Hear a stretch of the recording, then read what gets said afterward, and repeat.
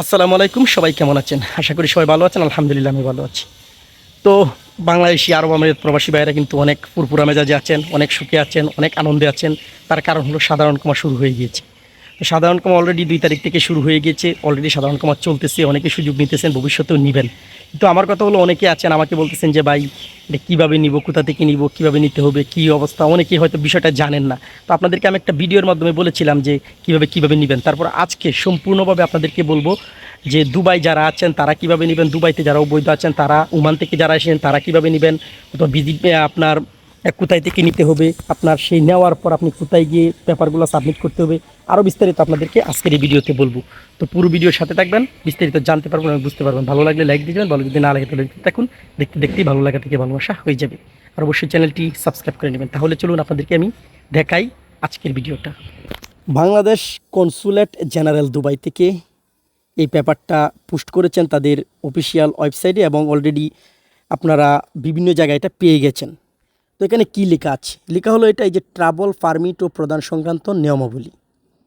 যাদের পাসপোর্টের মেয়াদ শেষ, অথবা যাদের পাসপোর্ট হারিয়ে নষ্ট হয়ে গেছে, অথবা যে সমস্ত বাংলাদেশি দীর্ঘদিন অবৈধভাবে সংযুক্ত আরব আমিরাতে অবস্থান করছেন, এরূপ ব্যক্তিগণ নিম্ন বর্ণিত কাগজপত্র দাখিল সাপেক্ষে ট্রাভেল পারমিট গ্রহণ করতে পারবেন। তবে যাদের মূল পাসপোর্টের মেয়াদ আছে তাদের ট্রাভেল পারমিটের প্রয়োজন নাই। আশা করছি বুঝতে পেরেছেন। যাদের পাসপোর্ট আছে অলরেডি এবং পাসপোর্টের মেয়াদ আছে, তাদের কোনো ট্রাভেল পারমিটের প্রয়োজন নাই। তো এখন কথা হলো যে কি কি কাগজপত্র আপনাদেরকে জমা দিতে হবে। এখানে তারা এটা উল্লেখ করেছেন। 1 নম্বরে বলেছেন যে নিজ স্বাক্ষরিত আবেদনপত্র কনসুলেটের কক্ষ নং 19-এ জমা দিতে হবে। বুঝতে পেরেছেন বিষয়টা? সদ্য তোলা পাসপোর্ট সাইজ ছবি 2 কপি। আশা করছি বুঝতে পেরেছেন।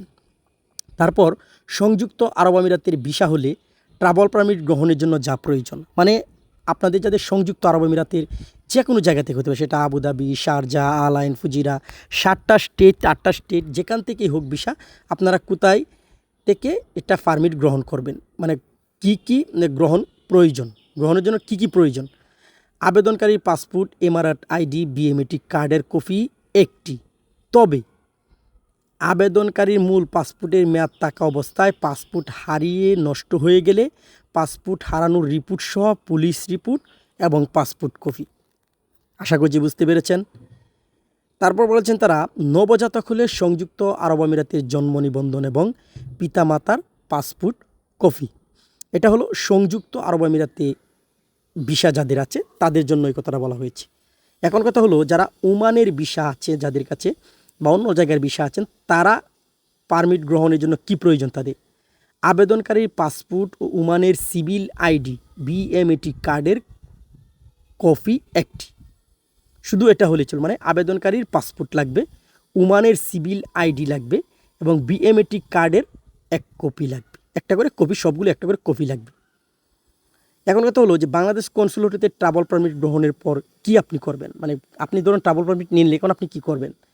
বাংলাদেশ কনসুলেট হতে ট্রাভেল পারমিট গ্রহণের পর আবেদনকারীগণকে সংশ্লিষ্ট ইমিগ্রেশনে যেতে হবে।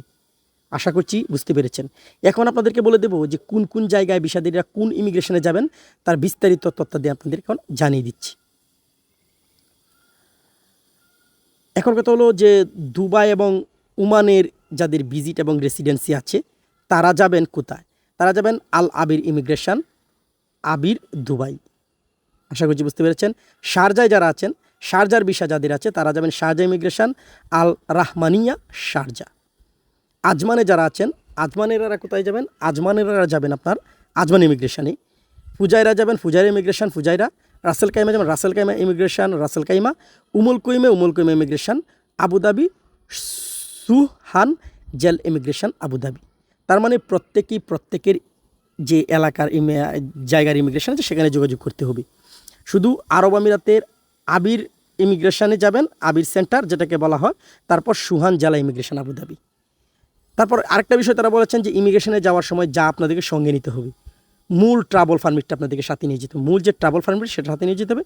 পাসপোর্ট, ইমারত আইডি, বিএমএটি ও ওমানের সিভিল আইডির কপি সাথে করে নিয়ে যেতে হবে। আশা করছি বুঝতে। তো বন্ধুরা, আপনারা তো দেখলেনই কীভাবে আপনারা এই সুযোগটা কাজে লাগাতে পারেন। সুযোগটা কাজে লাগান যেভাবে লেখা আছে সেখান থেকে। আর বাকি আরও কিছু জানতে চাইলে আপনারা টাইপিং সেন্টারে যান, এম্বাসিতে যান, গিয়ে যোগাযোগ করুন। তো ভালো থাকুন, আল্লাহ হাফেজ।